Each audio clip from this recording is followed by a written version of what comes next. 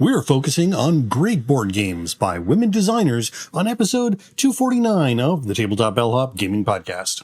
We start off with a list of some of our favorite games from women designers. Then we move into what we've been playing, featuring first thoughts on Star Tycoon from Elkira Sanderson and her partner, and how things went at the Summoning, a new local Windsor convention. With lots of gameplays to talk about, we've only got 2 featured reviews tonight, which, in fitting with the theme, feature women designers. The first is Smug Owls, and the second is Decorum.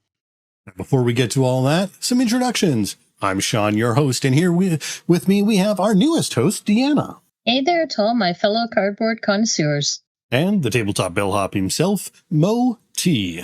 I am Mo Tuzano, the Tabletop Bellhop, your cardboard concierge, working with you to make your game nights better.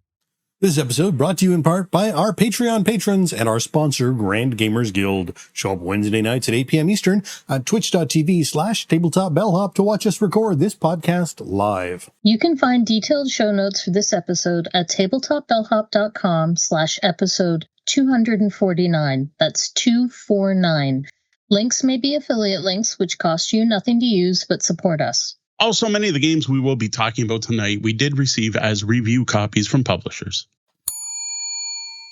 The Tabletop Bellhop team is here to answer your gaming and game night questions. Tonight's question is an important one we don't see get asked enough. What are some of the best board games that feature women designers? So this is a fantastic question that has really highlighted an imbalance in the industry once we sat down and started trying to do some research on this. Normally we come up with a topic, we spend, a couple days during the week and we're ready to go by the next week. Well, this one's taken us 3 to 4 weeks to get ready because we keep having something done and going, no, this isn't good enough, or we haven't done enough, or we need to do some more research. And while I think it's pretty obvious and a well-known fact that women designers are in the minority. I didn't realize quite how bad it was. I knew it was bad, but it's worse than I thought. And this is even more true when you try to make it so it's games designed specifically only by women. It's an all-women game. That is the rare beast indeed. Almost every game we found when doing research for this episode featured a man's name on the box as well as women's. Now, often these were couples, which that makes sense, but not always. To be fair, though, a lot of games have multiple designers on the box, yes. Period. And it's really hard to know, who is the lead designer in any given game, right? I have no clue. Yeah, this was a depressing topic for me because I was all excited and I was like, this is going to be fun. I'm going to go. I can't find. Why don't we have any? Okay, I give up. Yeah, we kept pushing this back. Like Mo said, it's not ready. We can't do this yet. Not this week. And push it back again. We realized how few games in our personal collection are by women designers. When we were trying to limit it to games that we owned and have played, right? So, so it was an eye opener. Yeah, and unfortunately, part of the problem, part of the delay was just how to word things to be as accurate as possible, especially when you've got this problem where. Or reality problem, whichever you want to look at it, that there aren't that many games where the only name on the box as a designer is a female one. And then one of the other little problems we discovered as we kept going and kept looking and kept researching is gender neutral names do definitely make things a little more difficult to research when you don't know if, a given name is male or female. And I'd like to say, it just doesn't matter, but it does matter because representation matters, right? Yeah. It totally matters. I want to know who is making the games. And it's not always easy to figure it out. Yeah. So when we first sat down, I had totally planned, let's do 5 games each. We'll do 5 games designed by women. And then I quickly realized that we can't. I even now, after doing the research, I can't find 15 games I played that were solely designed that only have a woman's name in the box. And yes, part of that shame on us, right? This was eye-opening. It led me to think that, maybe I should be seeking out more games from women designers. I should be reaching out to women-owned publishers and checking out their games and maybe asking for review copies of theirs instead of the games everyone's already talking about. It was an eye-opening discovery. And we've already made an effort to seek out more games designed solely by women. And we sat there and took our pile of obligation list and sorted it and went through every game on the list just to see. And I will admit, sometimes you're surprised. You're like, oh, cool, a woman was involved in that. I didn't realize that. And that's an awesome discovery. But it's just looking at the final list, like our pile of obligations not small. We got it down to only about 4 games. So that was the other thing that delayed the episode is I realized we had done this whole episode and everything was good to go, but our reviews were all games by men. And I'm like, wait a minute, that doesn't make sense. If we're going to do an episode on games owned by women, why aren't we reviewing games by women? So we had to sit down and play more games by women. These games were already in the pile of obligation. They just got booted to the top. Yeah. But yeah. They got priority sort. And like, to be fair, last episode, we reviewed Caution Signs, which is a game that's on the list tonight. So we have been reviewing. It's not like we tried to actively avoid them. But basically, this is all of us just apologizing by saying that tonight's list is a list of games that feature women designers. Women were involved in the design of the game. Unfortunately, for the most part, we can't tell you how much impact these women had, if they were the lead designer, if they just helped out, if they did the majority of the work. That kind of information is just not out there. And I'm not sure it needs to be, but I got to say, for researching an episode, it would have been nice to know. We just know that these women were credited as designers for the games on the box, on Board Game Geek, somewhere online on the company's webpage. During all that research, we were able to find it out. Yeah, and I think if things were balanced, it would be fine that some of this information wasn't readily available.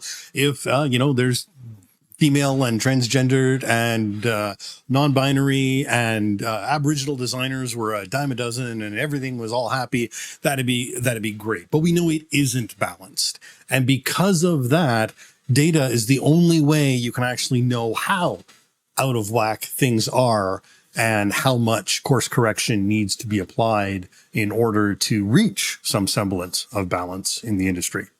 Anything else to add before we move on? I was just thinking about how we have things like the Horizon Fellowship that are trying to help bring some balance to that the mentorship program that the Gamma has put into place that mentors minorities that are bringing forth games.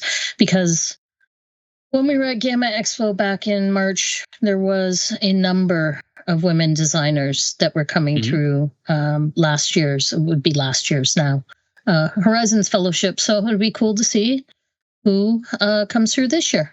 Yeah, Horizons Fellowship is fantastic for any minority, women designers being one of them, women board game store owners. And that's something else with this is tonight we're just talking about women designers.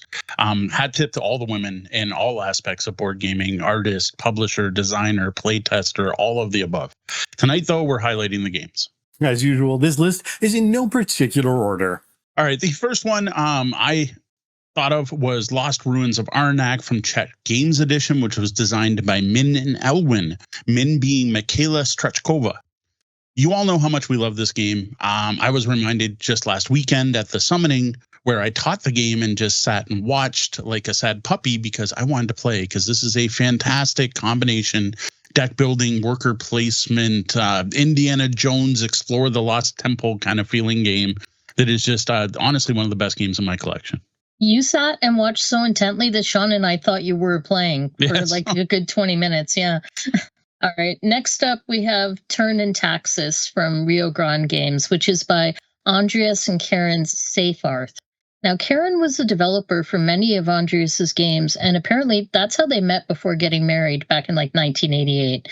So while Turn and Taxis is one of her few actual box top credits, she also had a hand in developing games like Puerto Rico, San Juan, Airships, and Manhattan, which, who hasn't heard of Puerto Rico?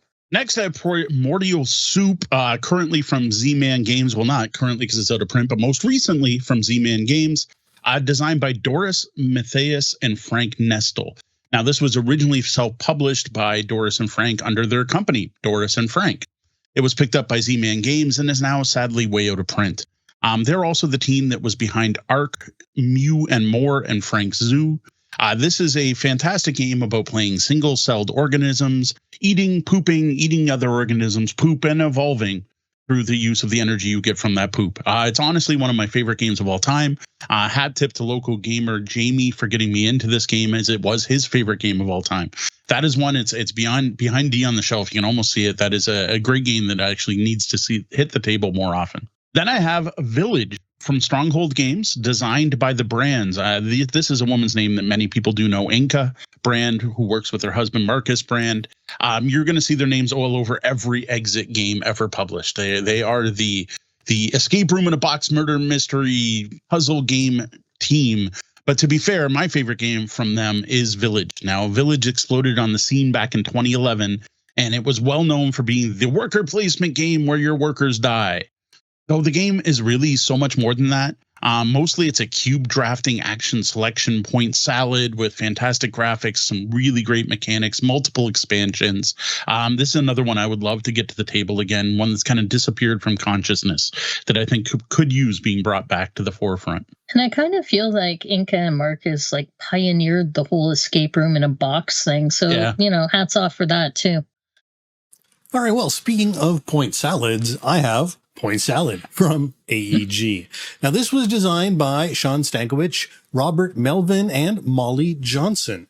Now, these three people together are the founding members of Flat Out Games Collaborative in Seattle, and they are a tightly linked team, balancing each other's skills and abilities to develop the games they put out, like Point Salad and, better known, even Calico. I managed to sit down and listen to an interview with Molly discussing their process and how it was really a collaborative work where Molly and Sean in particular were sitting down and bouncing ideas off each other's. And it was originally just going to be a vegetable game, but the jokes about point salads just kind of wrote themselves and the game evolved from there.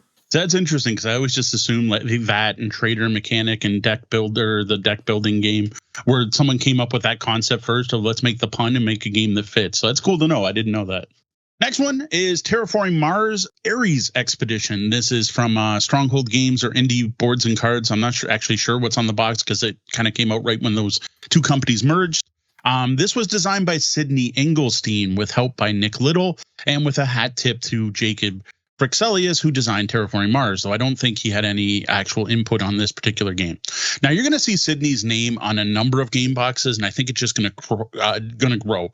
She's a newcomer to the field following the footsteps of her father, who I think we're going to see her name on game after game after game. Now, as for Ares Expedition, this is if Race for the Galaxy and Terraforming Mars had a baby. And while two of my top 5 games are Terraforming Mars and Ares and Race for the Galaxy, so this is all win. As far as I'm concerned, this one has pretty much killed Terraforming Mars for us, which I feel bad because I love Terraforming Mars, but the fact I can get that same feel in much less than 4 or 5 hours is fantastic. Yeah, I love that game. Next up, I have Quirkle from Mindware. And this is our first one where a woman's name is the only one on the box, Susan McKinley Ross. Now, Quirkle is a longtime favorite of mine. I have played it so many times and taught it to so many people over the years. Though I will say what I always say, forget the original and go buy the travel edition. You're welcome. Susan McKinley Ross is also responsible for a lot of children and family weight games over at Peaceable Kingdom, like This or That and Hoot Owl Hoot, which I've heard a lot about. We never played it, but I've heard that it's one of the better cooperative kids games out there. We're going to summon Brian Kurtz because we called out Hoot Owl Hoot every time we talk about kids games. Brings it up. By the time we learned about the game, our kids were past that point. You got a woman design kids and family games. Don't think that that's a thing. That's definitely not a niche. That's not a stereotype because Zhenguo or Zhongguo, sorry about my pronunciation of ancient Chinese names, which is originally from What's Your Game with a new version coming from Sorry We Are French, was designed by Marco Canetta and Stefania Nicolini. This team also brought you Railroad Revolution and more nice, meaty, heavy games. Now, I only learned about the remake recently, which is a newer version of this. This is a great game about the founding of China as an empire and when it went from the warring states into an actual empire and the first unified government formed by the Qin Empire or Emperor. This includes unifying the warring tribes, establishing a single language and currency, developing laws. This is a great game for the heavy game fans. And next, speaking of heavy games, oddly, is Thunder Alley from GMT Games that comes from Jeff and Carla Horger. You'll also find their names on Dark Domains and many other racing games from GMT and the classic train game 20th Century Limited. I would have never thought I would ever be endorsing a NASCAR themed game, but I don't know. It's not my thing. I'm not even a car guy. I don't care about cars and racing. No, not my kind of thing. But this is a fantastic racing game with many thematic elements. One of the big ones being you're not playing a single car, you're playing the entire team, and it's how your team finishes that matters. Full rules for drifting and overtaking, dealing with wear and damage. Just don't grab this if you're just a NASCAR fan who wants to play a roll and move with their kids. This is definitely a little more involved than that one. All right, well, next up on my list is Bananagrams by Rena Nathanson and her father, Abe Nathanson. So according to the blurb on the website, and I haven't been able to find a lot of more detail, but it sounds like this was sort of Abe's brainchild. And then Rena worked with her father in order to realize this into a real game. And then working alongside her along with her parents and her children, designing this game, going on to become the CEO of Bananagrams Inc. So clearly having success in the industry, even if she isn't designing all of it anymore and is taking on a more business-like role. Next one I have is Exodus Proxima Centauri, sticking with the heavy games. This was originally from NSKN Games and features the team of Andrei Novak and Agnieszka Corpora. Agnieszka was also behind Progress Evolution of Technology, but oddly, her name was removed from the newest edition of Exodus Chronicles. So I don't know if that's something that's not correct on Board Game Geek or no longer involved. Now, her name is on the box I own, so I'm keeping it on the list. This is a heavy 4X game that has a couple things that make it stick out. One being a depletion access aspect to the exploit system. So when you pull resources from a planet, you actually decrement a die and planets will run out of resources, which forces you to have to expand further. And it's also well known for being one of the more combat heavy 4X games that strongly encourages people to battle and exterminate while playing. This is a great 4X game from a good team. Next up, we have Decorum from Floodgate Games, which was designed by Charlie Mackin, Harry Mackin, and Drew Tenenbaum. We're going to be reviewing Decorum later on, so I'm not going to say much about the game itself. I'm just going to talk about gender-neutral names, because I have to say that for some of these, we had to really dig. It's not easy to spot the women designers that are out there. Like, I had to get all sleuthy to figure out that Charlie Mackin is a woman. We were clicking on developer entries and looking at pictures and finding designers' personal web pages and trying to see where they might use pronouns, super sleuthy. Mm-hmm. And he wrote, Charlie Mackin is listed as one of the designers for Decorum, and she also works as an educational game designer on digital games for PBS, which I think is pretty neat. Next, I have Lotus from Renegade Game Studios from Jordan and Mandy Goddard. Now, the Goddards are also credited on Gates of Delirium and Death Note Confrontation. Lotus is a multiple award-winning set collection area majority flower-making game that looks fantastic and plays great with some of the cutest components and nice little meeples. This one's been a big hit at family game nights as well as our public play events. And I'm going to follow that up with Laser Riders. This is from Greater Than Games and the team of Anthony Amato and Nicole Klein, who did a number of games together. Now, I actually met Nicole when she reached out looking for help on their game Resistor, which is a solid 2-player game with some double-sided cards. It's neat on its own, but for the list, I had to put on Laser Riders because I adore this game. This is Tron Light Cycles, the board game. Now, it's not exactly Tron. It doesn't have the license, and there's a thing about moving over gems that wasn't part of the original. It's not player elimination.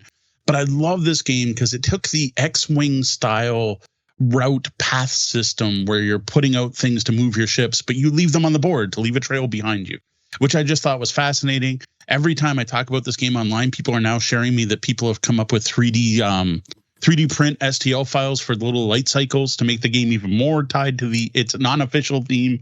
I love this game. This is a hit every time we brought it out. It just needs a little bigger table than you might have. So back in 1967, Minnie Hazel Skip Bowman commercialized the card game Spite and Malice and got that out there in the market as Skip Bo.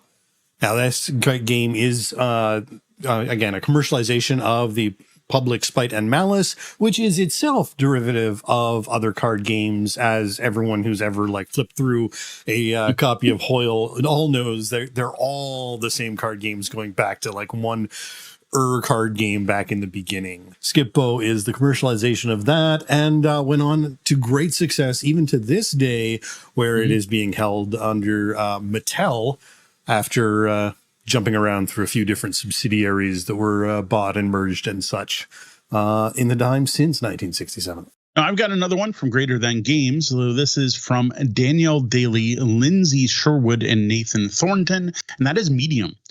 Now, Nathan and Danielle also did That Old Wallpaper.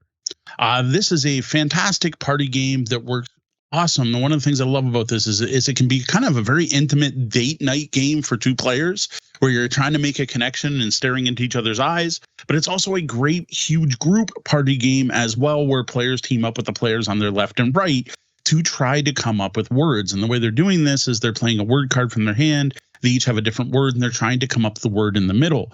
And it's about making a psychic connection to find the medium. Despite the somewhat silly theme, this is a fantastic party game. And speaking of lighter card games, next I have Pirate Tales from Skybound Tabletop. This is one of the few woman-only games on our list, with Whitney Lorraine as being the only credited designer, who's probably now way better known for her work on Charcuterie, the board game, which she designed with Josh Camden. Now, despite playing a demo of Charcuterie, we're going to wait until we get the full game and get to play a full game before we include that on any list, but maybe it belongs here too. Now, Pirate Tales is a light set collection card game about pirate squirrels, buried nuts, and bad memories. I just published our written review of this last week, so I'll let you check that out if you want more info. And next up, we have Coimbra from Eggert Spiel. It's by Virginio Gigli and Flaminia Brasini. Flaminia is also credited on Lorenzo Il Magnifico and Egizia and 30-some other games. Huh. So she's been getting around. Coimbra is a multiple award-nominated heavy dice drafting game that is great for meaty game fans and has you playing through the Age of Discovery in Portugal. It is a super fun point salad with over 11 nominations in categories like Best Strategy Game, Advanced Game of the Year, etc., aka it is my kind of game. I'm sticking with the lighter stuff with Smug Owls from Runaway Parade Games. This was designed by Mike Bessol and Grace Kendall. Use the including cards to generate a riddle. Every player tries to come up with an answer to that riddle. The last player to come up with one becomes the judge. This is honestly one of the best party games released this year. It keeps raking in the rewards. We ourselves learned about it at the Origin Awards in Ohio and then had to go see it on the shop floor, I guess not the shop floor, on the Origins exhibit hall floor the next day, and thankfully got to bring home a copy and have been enjoying it since. More info on this one later in the show. Then I have Star Tycoon from Good Games Publishing from Elkira and Peter Sanderson. This is the first game Elkira has been credited on.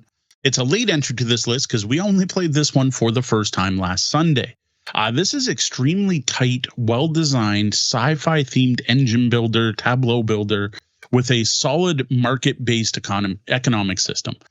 Really enjoyed our first play of this. I'm kind of hyped about this game. I'm looking forward to more plays and sharing our thoughts with you in the future. Yeah, I was really digging it when we played it the other day. All right, I'm going to talk about Caution Signs from Wacky Wizard Games, which is from Scott Brady and Daniel Reynolds. Now, you know how clever we think Caution Signs is. That's the party game where you are quickly drawing caution signs and then people have to guess what the sign is supposed to be. And, there was this interesting designer diary entry over on BGG about how Danielle met and became friends with Scott Brady of Boop fame and how they teamed up to design this party game that was based on silly signs. And I'll drop the link in the show notes. Danielle also has an online portfolio page where she lists dozens of games that she's either designed or developed. She's one of the designers on Her Story, and as far as I know, she's currently working for Wise Wizard Games, where she is listed as a developer for that solo Sherlock Solitaire game that I was talking about a few weeks ago. And she's also listed as a developer on the new kids version of Star Realms Academy. So next up, I've got Wormspan from Stonemaier Games, designed by Connie Vogelman. Fascinating, beautiful engine builder about building dragon habitats enticing dragons to move into your caves and exploring those dragon caves. Now, while it takes up a lot of room, it's worth it. This game has really caught all of our attentions, and I've really enjoyed my single play of it. My only regret is that the copy we had was a prize during the summoning, and we had to give it away. Yeah, I regret that one. That we should have got that game sooner. We may have to go get a copy of Wyrmspan. Definitely a fan. My last one for the list, or our last one for the list, is I need to call out Nikki Valens. Nikki worked with Fantasy Flight Games and published a ton of well-known, popular, big box Fantasy Flight games, mostly being in the Arkham series, including Arkham Horror, Eldritch Horror. Now, it's not all Cthulhu and Fantasy Flight, though, because their most recent credit is they are the one who created Gloomhaven, Buttons, and Bugs, adapting it from Gloomholden with full permission of the original designer. Nikki's name is on a lot of games and is one of those ones that surprises people when they find out, oh, a woman helped design this. My favorite of the bunch, I will admit, is Mansions of Madness 2nd Edition. And Nikki is directly responsible for the app part of that game, as well as the apps for other things like Descent and Imperial Assault. So wanted to call that one out as one that surprised me because I didn't realize it at first. I was like, oh, that is fantastic. Well, as usual, now that we're through the main list, we do have some honorable mentions for reasons of either not having played them or inaccessible or some other reason. This is going to be our honorable mentions for the women in board gaming. So first one, we have Wingspan from Stonemaier. Of course, Elizabeth Hargrave, who has probably done more work than anyone else to bring attention to women in board game design. She has produced a fantastic resource that everyone should check out. It's called The List of Women and Non-Binary Board Game Designers, with over 200 women on the list with published games, which has now been kind of decimated. What's the word? Disseminated? I'm failing on English. Distributed. It's been broken up. It's been broken up and put on Board Game Geek as Geek Lists.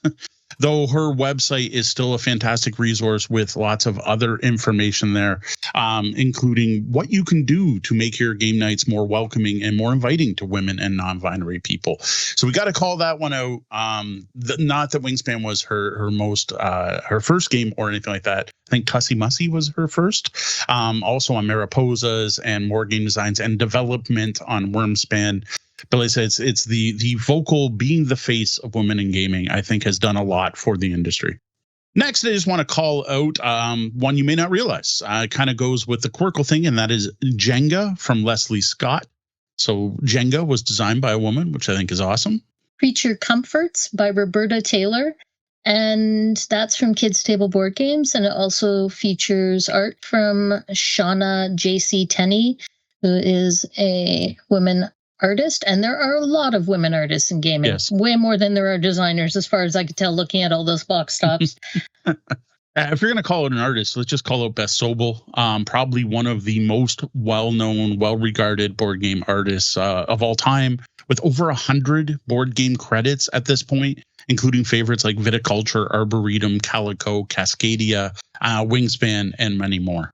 All right, well, next up is one I like to call out, even though some people bring up arguments about it on there, and that is Candyland, which was designed by Eleanor Abbott, another female board game designer. So even though there aren't a lot out there, they have been around designing games from early on in the universe of board games. And to bring up probably the most famous board game of all time, The Landlord's Game was designed by Elizabeth J. Maggie and, of course, kind of appropriated by large corporations and released to the world as Monopoly. I want to talk about Pam Walls. She is a Canadian woman who lives out in BC, and she has a fascinating YouTube channel that is all about being a game designer and the board game industry in general. She just released Chronicles of Light, Darkness Falls with Ravensburger. Other than that, she's made a lot of party games like Blob Party and Hold That Face, which I have to admit I personally have no interest in. But she's a fascinating, intelligent person that has cool things to say. You should go check out her YouTube channel. All right, well, there you have over 20 games that we love that feature women designers, as well as a place to look and find more. Now, is there a game that you love that features a woman designer that we didn't mention? We'd love to hear about it. And sticking with the theme of women designers, the American Red Wolf scenario expansion for Endangered from our sponsor, Grand Gamers Guild, was designed by Lindsay Olympio with help from her husband, Jonathan. Now, Lindsay actually works for the Endangered Wolf Center in St. Louis, Missouri, and her work is what drove her to create this Endangered expansion. Now, the American Red Wolf scenario for Endangered is actually premiering this weekend at Gen Con. You can pick up a copy by stopping by the Grand Gamers Guild booth at 2838 and tell Mark the Bellhop sent you. If you're not going to Gen Con, you can still pick up this scenario direct from Grand Gamers Guild over on their website, where you can use our code BELLHOP to save 10%. Now it's time for the Bellhop Tabletop, where we talk about games that we've been playing lately. So the one big thing that happened, not one, there's a couple big things, but one of the big things that happened since we were last here, and the reason we were off last week, is Amazon Prime Day. And I just want to thank everyone who used our links and helped make this what is honestly our most successful Prime Day ever. Yeah, I want to give huge thanks to those who took advantage of our deals list and shop via our links during Prime Day. Having affiliate income from places like Amazon is a large part of why we can do the Bellhop thing full time. So thank you very much. Now, what we need you to do, though, is take some of that money you've saved and go support your local gaming community. Hit up your friendly local game store, go to a gaming cafe, go to a comic book store, whatever. Well, some deals are too good to pass up. When you're gaming on a budget, it makes perfect sense to get the most games you can for the money you own. Just don't let that get in the way of supporting local. Absolutely, especially if you have that FLGS that is an FLGS. We want to support our friendly local gaming stores, and we want to support them not only in showing up and playing games there, but also making purchases from them and rewarding them for being friendly and available. We're ready to help you out on board game suggestions, giving you a place and a community to play in, or even just cracking open boxes and letting you experience something to know whether or not you want to purchase it. Mm-hmm. That's the kind of game store that we love and we want you to support whenever you can. Now, before Prime Day, we did get in a bit of gaming, mostly in preparation for the summoning. More about the summoning in a bit. The big thing we played, of course, was Wyrmspan, or Wormspan, however you want to pronounce it. First 2 players with Deanna and I, and then 3 players with Sean. Now, I really enjoyed this game more than I expected to, and we mentioned this earlier when the game came up on our list of games for women designers, that my only regret about this game is that we had to give it away. I would have been happy to keep this in my collection and continue playing it. Yeah, this game is definitely worth the praise that has been heaped on it. I was kind of blown away because I have seen this game come out at a number of board game events or other cons that aren't board game events and take a real, front and center plan. I was like, well, isn't it just a retheme of Wingspan? I'm not sure. But now having played it, it's definitely worth all that praise. Although we should have called it out in the Needs a Better Box Insert episode. Yes. I was actively dodging this game. I thought it was a gimmick to paste dragons on a very popular, already existing Wingspan, right? They had it out at the Gamma Expo for the media preview, and I just skipped the whole table. I was like, yeah. And I feel so bad because I did this game dirty. It is amazing. I really enjoyed it, and I was sad to let it go. Now, as for the question, of course, people are asking us right now and yelling at their podcatcher, is it better than Wingspan? Well, the 3 of us had only played Wingspan once, and it was on Board Game Arena, and without any of us sitting down to read the rule book ahead of time. And, well, compared to that, Wingspan blows it away. But based on that, I don't know. That said, everyone I talked to basically says the games shouldn't be compared too much, right? It's not just pasted on. There's enough changes that while they're familiar to each other and they have a similar feel, they are their own games. This isn't a case of Century Golem Edition and Century Spice Road, where you literally just change the artwork and the color of the components.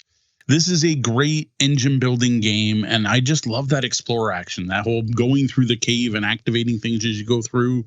It's just thematic and fun. Yeah, the Explorer action that made this game for me. I've only played Wingspan twice. I did try and play it once without you on Board Game Arena, but it was digitally, and I don't know. So maybe I did not enjoy it, and at that point I was like, yeah, I'm never going to seek this game out to play it. But again, maybe I didn't give it a fair shake. So it's easy to say that I liked Wingspan way more. Yeah, there is a physical aspect to Wingspan that I think catches a lot of people's eyes, and then losing that when you're playing on Board Game Arena is another big part of missing out on the experience that is Wormspan. I think if you know the game and you just want to get a few extra games in, BGA is a great place. But I've said it many times, it's not the place to go and experience a board game for the first time. Yeah, I still say BGA is for people who already know how to play a game and love it, and it's a way to play it when you're not together. That's what BGA is best for. I do have to say Roger is in the chat room noting that his copy of Wingspan is for sale now. So he is even getting rid of it. Now, what I would love to do right now is tell you to head over to our Patreon and become a Patreon member, because I just published an extensive first thoughts review on Wormspan with 18 different pictures in it. But Patreon doesn't have an auto save function, which really sucks. So, hey, Patreon people, put an auto save in your editor. So that got lost. So you maybe by the time this episode goes live, I'll have gotten the will to rewrite it, because I spent a good couple hours on that today just to lose all my work. There was cursing. There was loud cursing. I had to go to the room to see what was going on. Now, the same weekend, we played some Wormspan. We also introduced Sean to Skull King. This is a review copy that Grandpa Beck himself handed me at Gamma Expo, so that's always kind of cool. Got to meet the designer at the time. Everyone knows about this game but us, it seems. There's a lot of hype. It's living up to the hype. But it was Sean's first time playing. So what did you think of? Well, first off, it is a bidding game. And I am not a fan of bidding games, and my consistent ability to always bid off by one it just sort of bears out my my distaste for bidding, or my distaste brought on by my inability to bid accurately in card games. It's a solid game. There's nothing wrong with it at all. I think that's really interesting mechanics. It's thematic. I love the way the pirates and the mermaids and the pirate kings all sort of play together. But if you're going to offer me a card game, I'm going to go for one that doesn't have bidding first. So what we need to do is play with the alternate rules, where there's the grape shot method, where you get half the points if you're only one off. Because then you don't have to hit your bid. You hit your bid, you get 100%. One off, you get half. Maybe Sean would do much better than that every single time, I think. Which might have won you the game. Which might add up to enough, yeah. That might have been enough. That was my worst game ever. I think I scored negative 120 or something like that. I did not do well in that particular game. We will have a review of this one coming. What we need to do is try out those variant rules. That's what's left to do in that game. Like, there's a thing where every pirate has a different power, and there's a kraken, and there's some treasure chests and stuff. We still have to try that stuff out. Other thing we played, this again before Prime Day, going back 2 weeks, was a couple rounds of Smug Owls, but we're reviewing that in the next segment. So more about that game later. Smug Owls, where I get to be the judge every time. He just wants to judge Smug Owls. Sunday night, we broke out a game from our sponsor, Grand Gamers Guild. We've owed Mark this one for a while, and I was a little intimidated by this game, and I think for good reason. So we brought out Ahau, Rulers of Yucatan. This is a bit of a beast, and honestly much heavier than I expected it to be. I'd watched a couple how to play videos and unboxings leading up to our own unboxing, which isn't live yet. That's one that still has to be edited, but I wanted to kind of know what the parts were, and it sounded simpler than it was. This game has a significant learning curve. Each of the things you're doing are all fairly simple, but knowing what to do is just completely opaque. There's like no guidance. There's no direction at the start of that game, which I found really rough. And then the various gods doing different things, that still hasn't sunk into my head, what each god did and what it's for and why I might want to do it. Now, that said, I liked what I saw. I wish D and I had played around first 2-player, even if there were variant rules, to kind of figure it out a bit before sitting down with brand new players. But it definitely was not our best first play of a game. Yeah, we were playing with Sean and my mom, and Sean in particular was having a miserable time of it. Like, he was getting cranky. Mo was cursing and spent most of the game buried in the rule book trying to sort things out. Like there's a lot of grumbling going on. And I was sitting there feeling super guilty because I was having the best time. Everyone's like, man, this is awful. It sucks. And I'm like, but I'm liking it. It's great. I actually really dug the game and I can't wait to get it back to the table. Like, yeah, huge learning curve, but I picked up on it pretty quick, and I wasn't the one that had to go dig through the rulebook to figure out all the little icons and stuff. So I feel like this is a game that would really benefit from having someone that already knows it explain it to you instead of having to slog through it. But other than that, I really liked it. Yeah, this one was, well, it was a tough teach, to be sure. But beyond that, because I've played heavier games that I love. On a weight scale, this is under a 4, and Weather Machine is like a 4.5, almost, or something like that. And I love Weather Machine.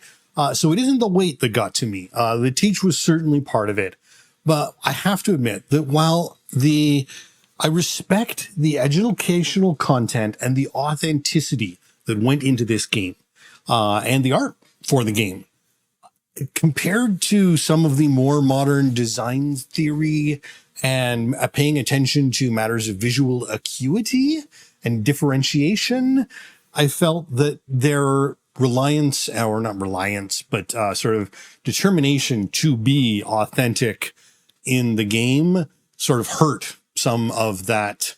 And that just, it felt like there were aspects of it that were harder to play than they should have been because of the graphical choices, which were, again, driven with only the best of intentions being as accurate as possible. Now, we talked about this a bit when we played it. My vision's not great. I didn't have a problem with this game for the most part because when we first sat down, I thought there was going to be problems because it's large. It takes up a lot of real estate, and no matter where you sit, something's going to be far away from you. Most of the things are large enough, or the stuff you need to see is prevalent enough that it works. The only thing I had a problem with wasn't really a matter of design choice for what they were drawing. It was the fact that you would cover up those spots with the meeples, and then you wouldn't know what god you were worshiping, right? And I did screw it up by trying to guess. I'm like, that's the purplish god over there. I think that's the wind god, and it wasn't, right? So, and I don't, like we talked about it then, I don't want to telegraph who I want to go to by saying, oh, I'm sorry, is the chief god over in that province? Could you tell me if that's one of those? Or get up and start moving all the meeple around to figure out where the guy is. So, and that's not something you would memorize either, because those were randomized, if I remember correctly. So it felt like, I don't know, we need to stand all the little men up in a circle or lay them down.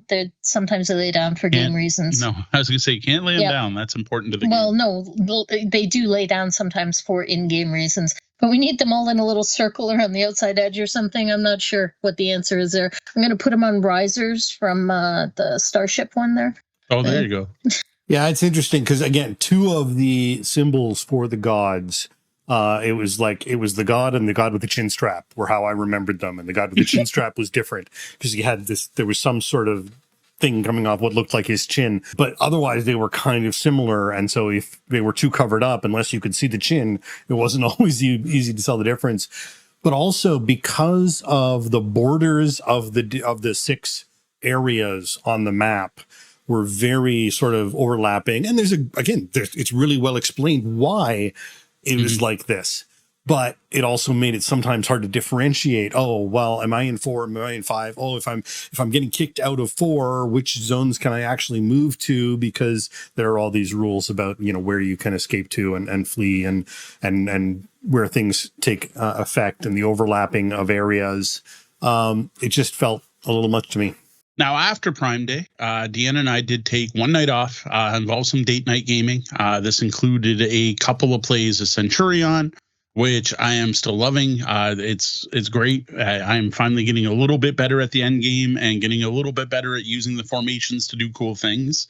But I still feel that I'm like new at this game and I have more to figure out. And the games are going a little longer than they probably should because that end game is difficult.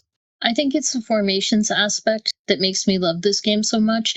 And I delight in what you like in waiting to have you come up with something that utterly surprises me because I didn't catch it because of the formation rules, right? Or be able to come up with something interesting and sneaky because of those rules. Centurion just does it for me. I love this game. I like it better than the Duke. I would gladly play it anytime, but once there's a couple pints of beers involved, that's... See, I'd still think that of the series, the Duke is still my favorite. There's something about that one. I don't know. Maybe it's familiarity because I played so many games, like probably more than 50 times. I don't even know because I don't even log my plays of that game anymore. I'm still preferring the Duke. What we still need to do is sit down and try Jarl again, just to see if we missed something there. Another thing we played on the weekend is we cracked open our copy of Kyriai the Duel. This is something we actually bought on the way home from Gamma Expo at Louisville after checking out an awesome little friendly local game store. I'm enjoying this one. It's a 2-player only samurai duel that really gives me flashbacks to a PlayStation 1 game I used to love called Bushido Blade. And Bushido Blade was basically Tekken or Street Fighter and all that, but the game would be over in one move. And it was very tactical, move in and just make the right swipe at the right time and change your stance. And I'm like, oh, I get to play that as a card game. So I'm actually really enjoying this one. Yeah, this is totally Bushido Blade, the card game. I had done a demo of this at Gamma Expo, and I just thought it was such a clever little game. Like, it's got 15 cards, 16 cards, I think. And it's just a wee thing you can throw in your purse, which is a bonus to me. But it is very clever. You just have a little playing field. You have your 2 samurais. You're moving very limited amount of moving back and forward, and then swiping in front of you or directly to your side and trying to slash where the person is, and also changing stances so you can do different slashes. I dig it. And it was date night with Deanna, so of course there was also lots of Zensu with I just lost over and over and over again. I tried a couple new strategies this time, but for whatever reason, I make a big mistake. It's always a big mistake. I move something up. I think I got something going on, and then D moves and takes 3 of my pieces, and I'm like, all right, game's over. I just lost all my 2s in one move. So that's just the way it tends to go. I end up frustrated with myself because it's always something I missed. It's never I was outplayed. It's the damn it, I forgot something, and that makes it a little rough. Zensu plus beer is still my favorite, and I very much appreciate that Mo is still willing to play with me. Next, we get to The Summoning. So The Summoning was a convention. I would say it's an entertainment convention. Some people are calling it a video game convention. Some people are saying it's a tabletop convention. Some people are saying just a gaming convention, which is probably the best way to call it, a gaming convention. I don't know. It was like the Windsor version of PAX in a way, I guess. It was held at St. Clair College. It was the first ever event, 1 day only. I couldn't even tell you what the actual hours were because it seemed to be in flux. We got there at like 8:30 in the morning, 8 o'clock in the morning, unloaded, got our area set up, and we're there showing off board games for the entire event. Other stuff going on involved all kinds of video game tournaments, ranging from like Duck Hunt to Valorant, which I guess is like the new hotness as far as people playing video games against each other online is. There was Paint and Take. There was a Warhammer 40K tournament. There was Age of Sigmar, I think. There was all the big trading card games, Lorcana, Magic the Gathering, Pokemon. What's the one that was Flesh in and our Blood. area? Flesh and Blood. Yu-Gi-Oh! Yu-Gi-Oh! Was in our area Yu-Gi-Oh! too. Yeah. Yu-Gi-Oh! Was also in our area at one point. And then outside there was like Buckyball or something. I don't even know what it was called. There was some kind of paintball that doesn't hurt. And there was a night market. There was a live band at the end of the night. It was just like all the things.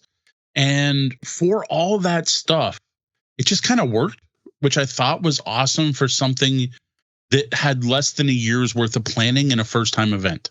Less than 6 months worth of planning. I mean, this thing came together in roughly 3 months, is my understanding, which for the size of this con, and then combined with the problems that emerged due to the software crashes over the weekend and the fact that certain people couldn't actually fly back to Windsor where they needed to be, it came off, and I think it went rather well. Now, it had its hiccups, but I think they were very minor compared to the potential that this con offers to Windsor moving forward. So I really hope that anyone who was there, anyone who did get a chance to experience it, isn't put off by any troubles they may have run into during that registration, and really looks forward to a bigger and better con next year, where they're looking at, I think they're talking about $25,000 in prizes next year. Yeah.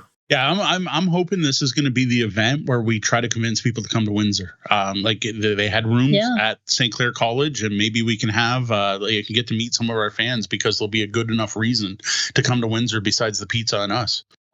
So sorry, go ahead. Now, as for games, for me and all of us, really, it was mostly teaching, lots and lots of teaching for all three of us. For me, Wyrmspan, multiple times, Robot Quest Arena. Man, we made the right move putting Robot Quest Arena in the one corner. Boop multiple times, at least 3 times. Go Cuckoo. One long game of Lost Ruins of Arnak, Star Realms, and probably more that I can't even remember right now. I usually log my teaches if they're a detailed teaches plays, and I got busy and never did and forget. So I don't have a good record of everything I taught, but there was a lot. Yeah, that is the one thing I want to try and remember to do for next year, or even just maybe for our next Walkerville event, is just to mark down what games get played. You know, I don't remember what the heck I taught. I don't even remember how, like, I got to play King's Coalition and a game that Roger brought called Spots. And I played Zensu at least 3 times, or it might have been 5, because the days just kind of like a blur. I taught tons of games. Like, you could add up every event for the past year, and I taught more games in that one day. I taught Drop It multiple times, Ridges of the North Sea multiple times, Zensu at least 10 times, Boop multiple times, Go Cuckoo. Probably other stuff I'm forgetting. I apparently taught a few dozen people how to play Catch the Moon wrong. Yeah. So, well, I would rather teach Raiders of the North Sea than teach Catch the Moon, because that stays in my head, and we just played it recently. Catch the Moon, I had played like twice maybe, and you weren't available at the time, and I told the people, well, I'm not so clear on this one, but maybe we can figure it out together. I said, I think it's like this. The woman grabbed the book and started reading it and went, yeah, I think we've got it figured out. Okay. And then after that, I taught it to a whole bunch of other people thinking I had it right. And I was telling them that every time you roll 2 ladders on the die, you have to place 2 ladders, which is wrong. So I have now contributed to the oral legend of Catch the Moon being the free parking lot of Deanna has created the free parking of Catch the Moon, that going forward, generations of players will teach their kids how to play Catch the Moon wrong, extreme, and way too hard. Well, I don't know. It might even be easier, because then you could touch any number of ladders. The only reason we know is I walked over and I saw someone put like a ladder on top, like touching everything. And we're like, there, it's higher. And I'm like, I was trying to decide if I correct them or not. And I'm like, no, they look like they're having fun. And then I noticed them roll again, and then they place 2 ladders. And I'm like, yeah, okay, we'll let that go. Catch the Moon is hard. Mo and I talking later. Yeah, I actually played a round of Robot Quest Arena. That was early in the event, because there weren't a lot of people there at this point, and there a couple came up and wanted to teach it. And it's definitely better with 3 than 4. I even cracked open one of the expansions. I think in particular it was one called Dozer. It actually blew me away, because I'm looking at it, I'm like, man, there's a lot of new cards in here. And I'm watching the people play next to me, and I'm looking at the card. I'm like, wait a minute, these cards are a different color. Oh my gosh, this is a whole new type of card added to the game. And it was the rules for armor and shields, which I thought was really cool. So plus it had new terrain and all the other stuff that we knew was coming in the expansion, but like the significant amount of new cards and giving an entire new category just like expands the game so much. So that was pretty cool. All right, that's awesome. I didn't know you ended up cracking one of the expansions. Now I want to run off and go find it and open it up and look at it. I think the cards ended up in the box, because I didn't clean up the game at the end of the night, and I don't know where the cards went. So they're probably in the box. I did separate them some. That one probably does. If we're bringing it out on Thursday, I will probably set that one up, because I put it away and didn't put it away. They were trying to steal the table out from under us, so I was in a bit of a rush to get that one cleaned up. And it's neat, but the cards didn't get as organized and broken into player groups and stuff as they should have. I recently bought a copy of Planet from a local gamer, and we played a round of that. Played with local gamer Dave, who's oddly not in the chat room tonight. That seemed to go really well. I first got to try this at BreakoutCon like forever ago, it feels like at this point. And it's been kind of on my list as I need to pick this up at some point. And I never did, right? And I was never at a store where it was in stock, or we don't currently work with Blue Orange Games. So it's not something I was going to get a review copy of. So I'm so glad to have gotten a copy, because this is just a great catch people's eye game. You get a giant D12 basically, and you are putting faces on it that represent different biomes. And out on the table are a bunch of different animals that are waiting to evolve onto planets that have those biomes. And if you have the best biome for the creature, you get to add it to your planet, and they're worth points at the end of the game. It's super simple, quick to teach, quick to play game that, holy cow, has a lot of strategy once you start taking the time to look at it. We didn't get to the point where you're like, pass me your planet at the start of the turn before I draft, but like, it can get that heavy. We played the more casual version and just kind of scored points. And honestly, I don't even remember who won. Yeah, no, it's a fun game. I won. I don't need to play anymore. No, I remember this. It was a big deal at Breakout Con when Mo first played it. And it was one of those games where you really had to fight to find time, because they were demoing it at the con. But it seemed a little bit sort of gimmicky. You know, it's, oh, look, you got a big D12. Yeah, it's great table presence, but is it a good game? No, it's a good game. It really is. And I'm glad we picked it up. The only thing I wish is that the magnets were stronger. Because depending on how much you're moving it around and how you're moving it, sometimes they can slip, or if you accidentally put it down too hard, I had one piece drop off. And luckily I knew which way it was oriented, but if I hadn't been paying attention, how it's oriented and how you put something back on if it falls off is really important. Yes. So stronger magnets would be my only I don't dream. know how old the game is. If it's old as I think it is, the magnets are holding up pretty well. But yes, it is a magnet-based game, and seeing that happen to yours, I was like, oh no, but it only happened the one time. So. Yeah. Sunday at Brenda's, the plan was to play Decorum and Star Tycoon, so we could review them both tonight. But Star Tycoon proved to be much, much longer than I expected, and it was almost 100% due to analysis paralysis. This was a thinky game. We only ended up getting in one game, and it was just Deanna, Brenda, and I.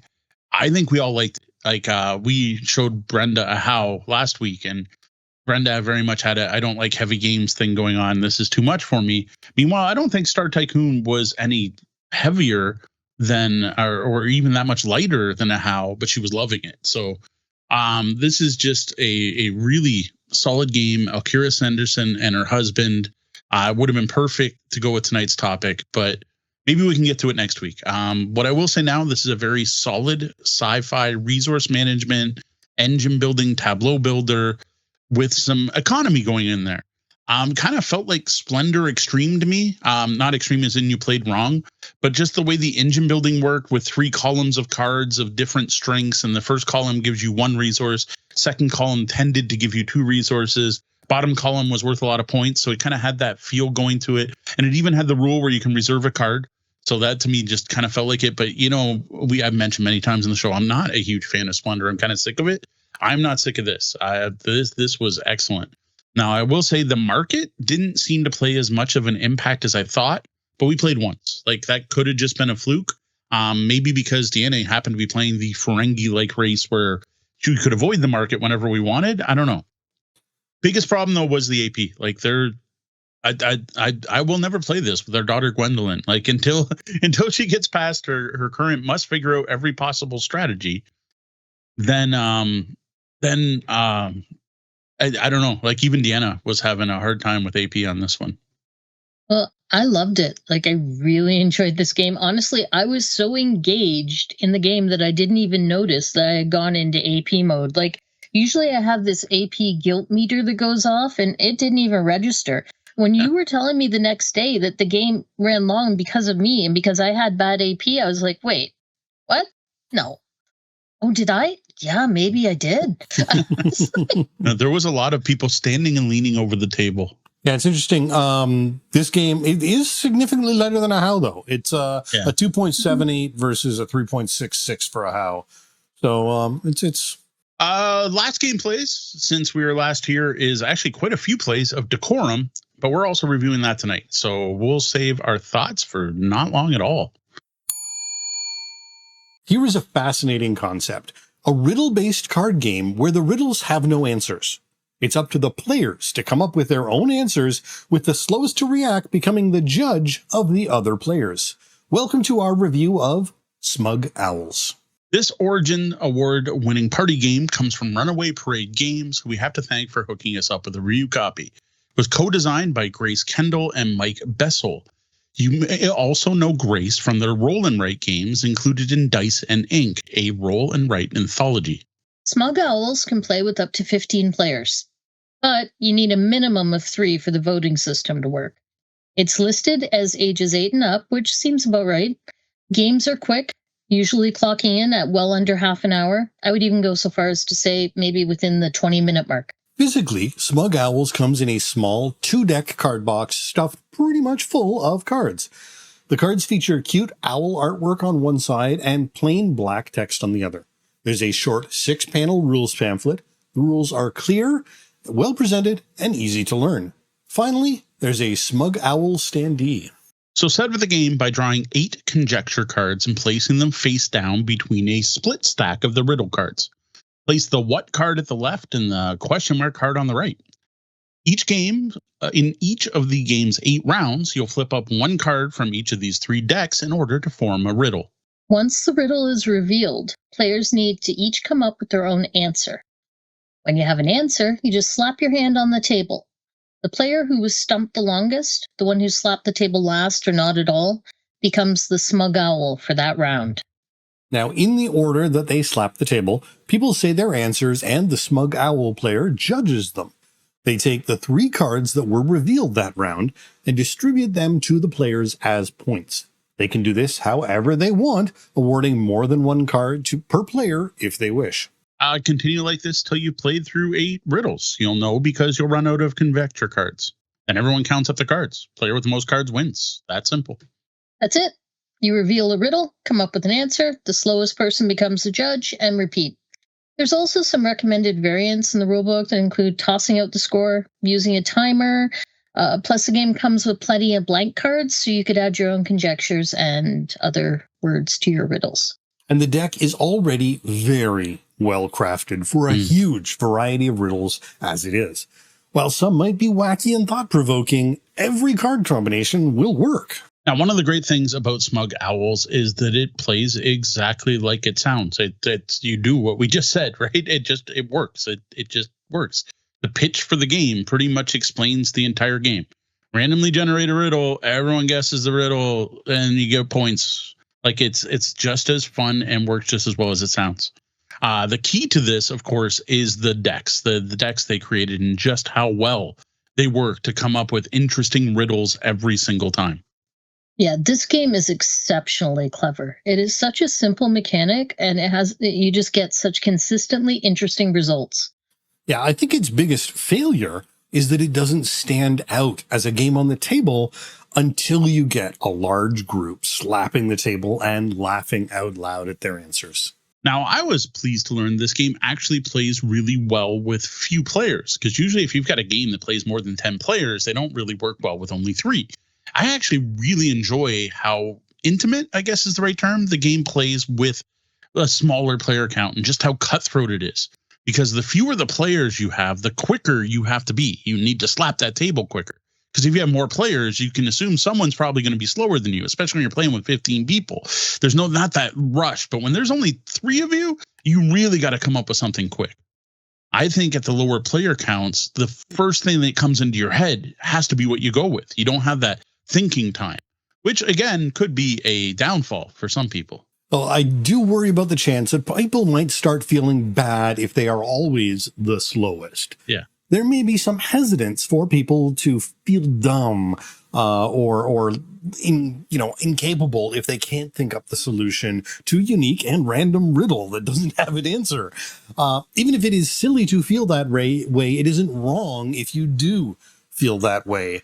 And you just need to sort of, talk to someone or sit the game out if that's going to be a problem. Yeah, because this having to come up with riddles is the biggest downfall of the game, right? This is where it's not going to work for some people. This is a real-time improv game where you've got to answer riddles you've never heard before quickly. Not everyone's going to like that.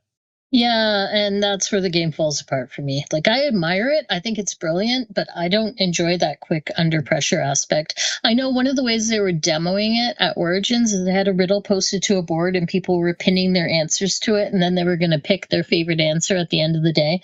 I'm like, yeah, you need to generate a riddle for me, and I'll write out some answers for you, and we can discuss it the next day, okay? There you go. Yeah, so that real-time aspect is definitely a concern. But if you've got that right group, if you've got the group that loves that fun party game, throwing out answers as fast as you can, this game is definitely going to hit the mark. Yeah, because I played the game with friends, family, all who've enjoyed it. But I did find something odd, specifically when we bring it out to public play events. Something about this game, like Sean mentioned the table presence, but not only that, just something about the pitch to the game, something about it. It's a hard sell. When we explain it to people, they always say something positive, like, oh, what a cool concept, or that's brilliant, or that works really well. But then they go play something else. They don't want to sit down and play a round or play a full game. Now, my theory is that at a public play event where you don't know people, people are probably scared of feeling or looking stupid, because the entire concept of having to answer riddles with strangers just scares them away. I don't want to see if I'm good at answering riddles or compare that. That's not what I want on my game night.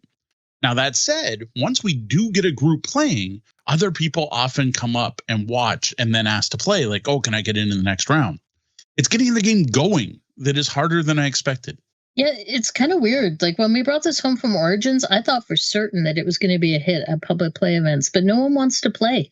Even again, at the summoning this past weekend, this is one of the games that I had set up out on a table, and I walked multiple groups through how to play it. And again, yes, like you said, they're like, oh, that's really neat. And then they would just walk away and not actually play it. That's kind of weird. Yeah, I think there's something about the concept of riddles and the word riddle even that gives people hesitance. Riddles are supposed to be hard. It's the riddle of the Sphinx, which is supposed to, confuse and befuddle all the adventurers, and they're supposed to be hard. And so the idea that you are being expected to very quickly answer a completely unknown riddle, I think probably triggers a certain level of social anxiety, even over and above that. For people who don't necessarily mind the real time aspect, when you get that aspect of the real time, but also potentially just looking dumb and not being able to answer a riddle.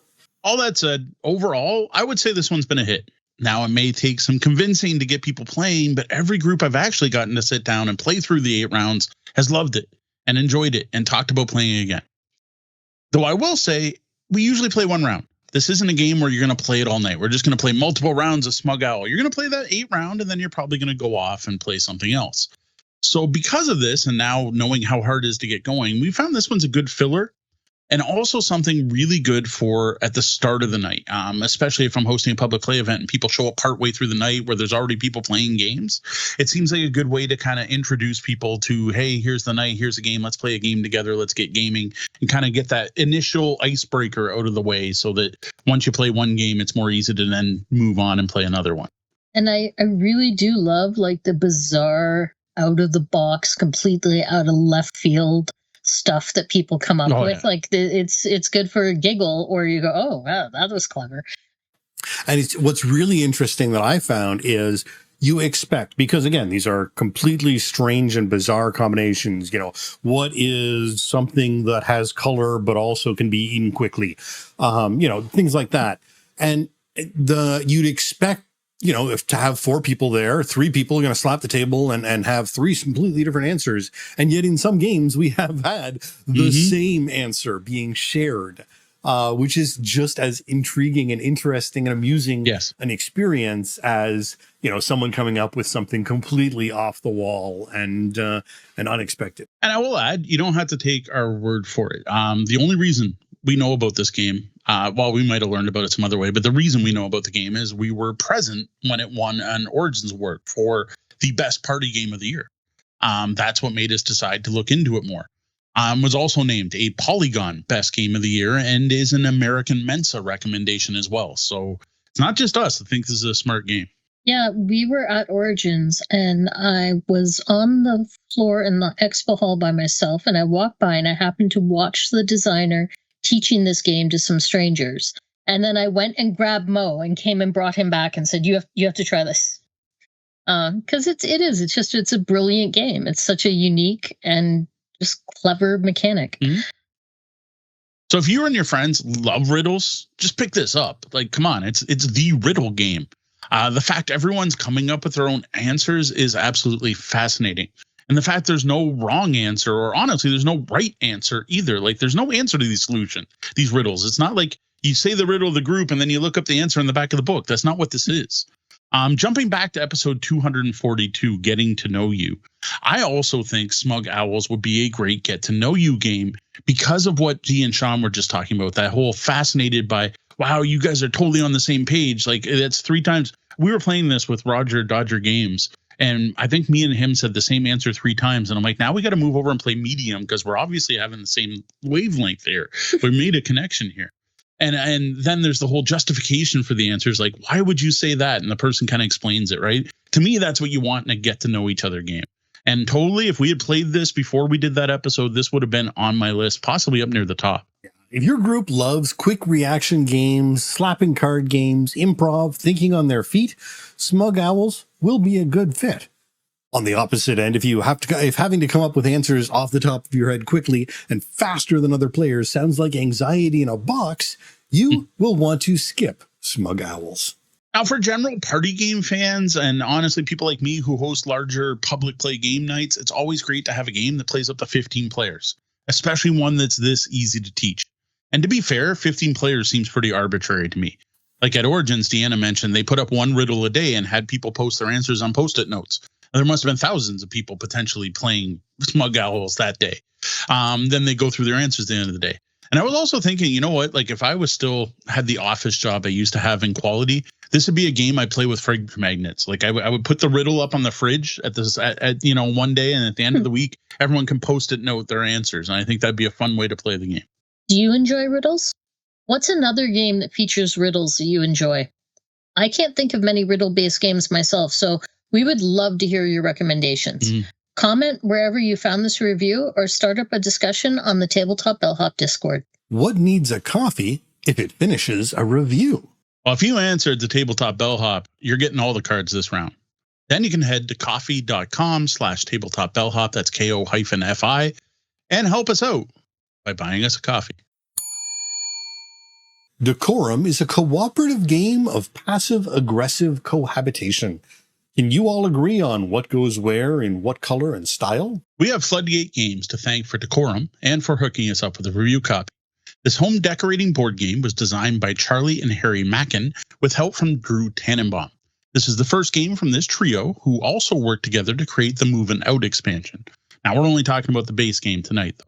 Decorum plays with either 2 players or 3 or 4 and features 2 different sets of scenarios.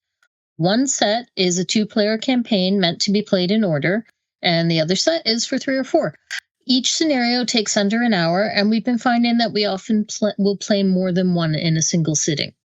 The Decorum is easy to learn, and the suggested age of 13 plus seems okay, though we could see some younger kids enjoying it, but do watch out for frustration. Now, Decorum is at its heart multiplayer logic puzzle, where players use very limited communication to take turns to rearrange a house, adding objects, painting rooms, changing object styles, etc., with the goal of fulfilling everyone's unique requirements. The components for Decorum all work well, and most importantly, the colors and iconography are very clear. All of the various object tokens have unique shapes and icons. The house board is very clear, it's easy to see what goes where, and the information on the cards is very concise. Now, our only concern is their choice of using the colors yellow, green, red, and blue. We don't have any color-based vision issues, but we worry about these choices being a problem for some players. We also didn't love the box insert. You get some great tuck boxes for all the cards, and there's a spot for each of those. All the tokens for the objects and the paint colors just end up tossed into 2 heart-shaped wells, which means a lot of sorting at the start of each game. In Decorum, the players are presented with a house that has 4 rooms and a selection of objects. The objects include curios, wall hangings, and lamps, and they come in 4 different colors and 4 different styles. Note, not every object comes in every color or style. On top of that, there are 4 different colors that you can paint the walls. Now, each game of Decorum starts by picking a scenario. While the 2-player scenarios are meant to be played in order, the 3 and 4-player scenarios can be played in any order. Each scenario will give you a starting setup for the house, a short intro to the scenario, and cards for each player listing their requirements to be fulfilled. Now, as a nice touch that I had no clue we were getting when we agreed to check out this game, the 2-player scenarios even feature a little bit of role play.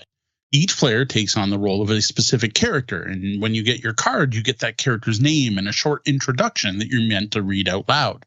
It's then encouraged that you stick to that role while playing the game.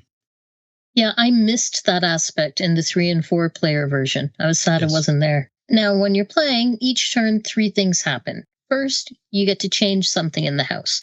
That could be adding a new object to a room, removing an object from a room, swapping the style of one of the existing objects on the board, or painting the room. Now, after making a change, you let everyone know if you are fulfilled, which means you would have met all of the goals on your scenario card. Then there's the fun part. Everyone now gets to comment on your change. Now, this can be a positive comment, like, I love it. A negative comment, like, you've ruined everything. Or a neutral comment, like, meh.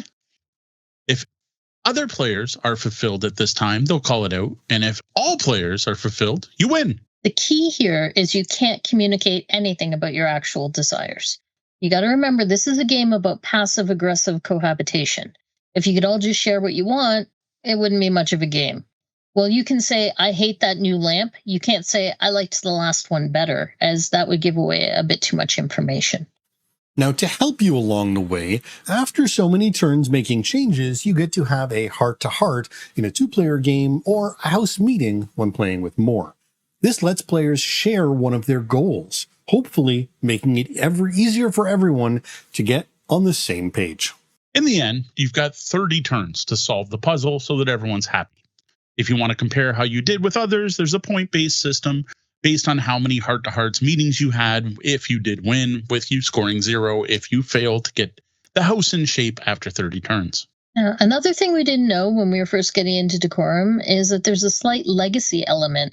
When you're playing through the 2-player campaign, when you get to games 12 and 15, you get to unlock some new things. These come in some very intriguing looking sealed envelopes in the box, but we're not going to spoil what's inside. With 30 scenarios, there's probably enough game here for most groups. But just in case you finish them all, there is a Decorum app being worked on that will generate an infinite number of scenarios for you to play through. I first heard about Decorum during one of the online game conventions back during COVID lockdowns, and I've been wanting to check it out since. The entire concept just sounded fun, and I'm happy to report it is. It works. Yeah, I was super curious to check this one out. It's just such an out-of-the-box sort of game, both in theming and in the way you're just really solving a giant logic puzzle. Yeah, this one did it for me, as it was frustrating, as all good puzzles should be to some degree, but it was solvable. And the key to Decorum is that whole passive-aggressive theme, right? The fact you're limited in what you can say, and you can only be vague, right? You have vague positive, negative, and neutral things to say about each thing. You can never be clear about what you actually want. This not only makes it's not just what makes the mechanics actually work in the game, but it's also honestly what makes it fun. Added to that is that bonus role-playing element that I didn't even know we were getting, because I've got to say it's way more fun to be passive-aggressive, the Stevenator, than it is to be passive-aggressive me.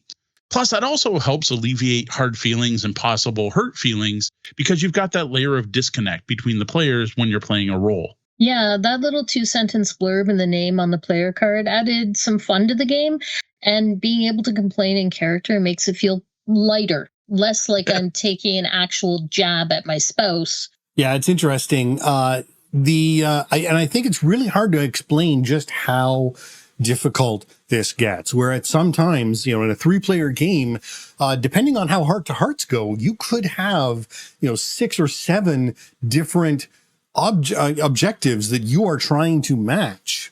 Because, if everyone has handed you an objective to help you understand, you now are trying to accommodate and collaborate between 6 or 7 different objectives in only a small little 4-room house. One of the things I want to make clear, and that surprised me about the game when we first started playing it, is none of this is randomly generated. And Correct. it wouldn't work if it were. They're all solvable logic puzzles.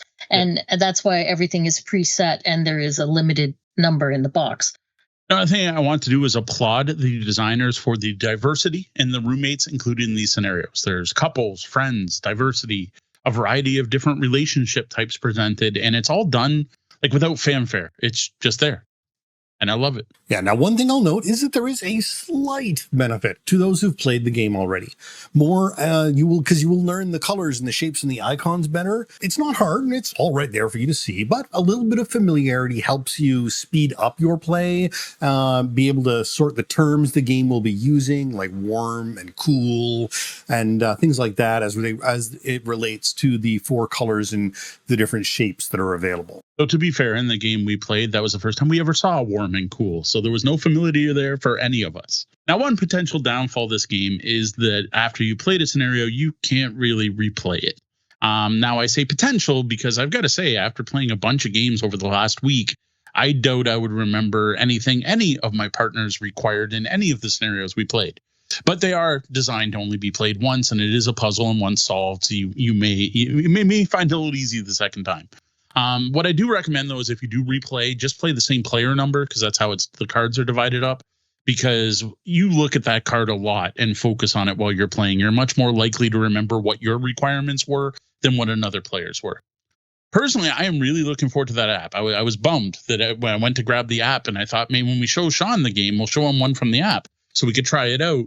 And unfortunately, it doesn't seem to exist, or maybe it's only on Apple or something right now. But I am looking forward to having that, because then it won't matter. You play through the scenario and you just grab the app to play another game.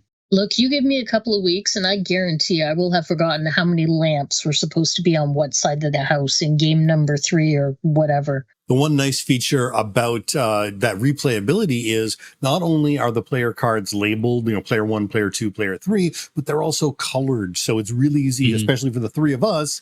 I'm going to play blue, Mo's going to play yellow, and Dee's going to play green. And so it's easy to go back to the same characters if we wanted to replay that way.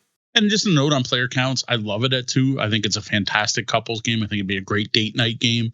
But it played really well at 3 as well. Unfortunately, we haven't had a chance to play it at 4, but when you play at 3, you play with the 4th player's requirements in a very logical way. And I've got to say, it scales very well. Now, personally, I like logic puzzles. I like puzzle games, and this is a really solid one. It's different. It's out of the box. Deanna called it that, and I think that's a good way to put it, because like most puzzle games are mysteries or escape room games, and you're having to make connections. And this is so different because you can't communicate. Like when you're sitting down to play an escape room game, you're talking about everything openly and you're working together to solve it. Well, in this case, the solution's there. Everyone has the answer. The problem is you're not allowed to talk about it. So the game's actually more about communicating your goals and figuring them out than actually just solving the puzzle. Yeah, particularly in our 3-player games, I found that I got to a point where I could see the answer. I knew exactly what had to happen, but getting that across to my roommates was hard. Also, the fact that even once you're fulfilled, you're like, everything I have is right there in front of me. You still need to continue taking turns, and you're just going to mess something up. So that adds to the complexity. Yeah, that was actually the real struggle I had during our 3-player game. Is very early on in the game, I was fulfilled, except one of my key requirements was exactly 4 open spaces. And because we had to keep playing until everyone was fulfilled constantly, even though I could keep almost everything else fulfilled in one way or another, we were always adding and taking away new things. So there were always either 3 or 5 or 6 open spaces that prevented me from remaining fulfilled, even though I got there so early in the game. Now, the other thing the communication system and Decorum does, which I don't know if this was intentional or a side effect, I'd like to think intentional, but I don't know, is this is a cooperative game where quarterbacking has been eliminated. There is no way to quarterback in this game. You can't tell another player what to do in this game. That's strictly forbidden by the rules. And the only thing you can really do is like remove every object they place over and over again. But then you're just kind of leaning into that theme of passive aggressiveness, and that actually kind of works in the game, and it's part of the game. If anything, this game's actually going to improve your communication and cooperation skills, which I think is very cool. It's true. I hadn't really thought about it. Maybe that's why I like this game so much. There is zero quarterbacking. You would have to be a cheating cheater to be a quarterbacker in this one. Like, you would have to be ignoring the communication rules and just trouncing over someone. Yeah, I mean, because again, even if you're just repeating, doing the same thing over and over again and saying, I hate this, I hate this, I hate this, that's still within the rules, and good for you. So if you're looking for a unique cooperative board gaming experience, you need to check out Decorum, because this isn't another everyone's asymmetric and has a special ability and we're going to move around the map and work together to defeat the threat. That's not what this is. And many cooperative games kind of fall into that genre. This is a game about communicating with each other and trying to get everyone on the same page. And that fascinates me. Now, if you love logic puzzles, you're going to love Decorum. This entire game is all about figuring out the rules the other players are following and then figuring out how to manipulate things so that all those rules are followed along with your own rules. Mm-hmm. If you like feeling smart after solving a puzzle, Decorum is going to give you that over and over again. On the other hand, if what you love about puzzles is the ability to work on them on your own and figure things out solo, this is very much a cooperative game. And you have to work with others. If that's not your thing, Decorum isn't going to work for you. Despite featuring 30 puzzles, there's no way to play this game solo.